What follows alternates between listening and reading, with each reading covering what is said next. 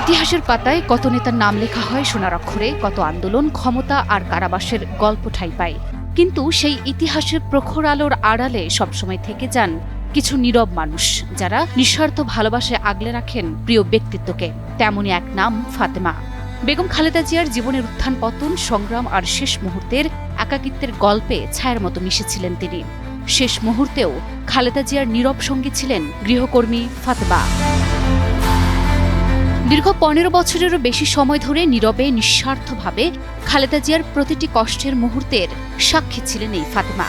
কারাগারের অন্ধকার প্রকোষ্ঠ, গৃহবন্দিত্বের নিঃসঙ্গতা, হাসপাতালের দীর্ঘ রাত কিংবা বিদেশ সফরের প্রতিটি ধাপে, এমনকি শেষ নিঃশ্বাস পর্যন্ত খালেদা জিয়ার পাশে ছিলেন সেই নীরব সঙ্গী।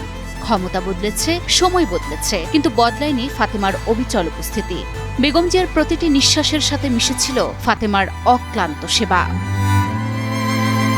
ফাতেমা বেগম ভোলা সদর উপজেলার শাহমাদার গ্রামে জন্মগ্রহণ করেন। ২০০৮ সালে স্বামীর মৃত্যুর পর ২ সন্তানকে নিয়ে ঢাকায় আসেন এবং ২০০৯ সালে খালেদা জিয়ার বাসভবনে গৃহকর্মী হিসেবে যোগ দেন।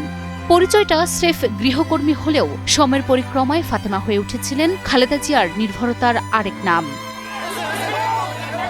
২০১৮ সালের সেই বিষাদময় দিনটির কথা কি ভোলা যায়, যখন সাবেক প্রধানমন্ত্রী কারাগারের অন্ধকার প্রকোষ্ঠে প্রবেশ করেছিলেন? তখন ফাতেমা ছিলেন স্বেচ্ছায় কারাবরণকারী। কোনো অপরাধ না করেও শুধু প্রিয় নেত্রীর সেবায় নিজেকে সঁপে দিয়েছিলেন এই নারী। আজ বেগম খালেদা জিয়ার জীবনাবসানের মধ্য দিয়ে সেই দীর্ঘ একনিষ্ঠ সেবার সমাপ্তি ঘটল। শেষ মুহূর্তেও যখন চারপাশ নিস্তব্ধ ছিল, তখনও প্রিয় ম্যাডামের পাশে ছিলেন এই নীরব সঙ্গী ফাতেমা। ফাতেমা কোনো রাজনৈতিক নন, ক্ষমতার মোহও নেই তার, আছে কেবল এক বুক অকৃত্রিম আনুগত্য।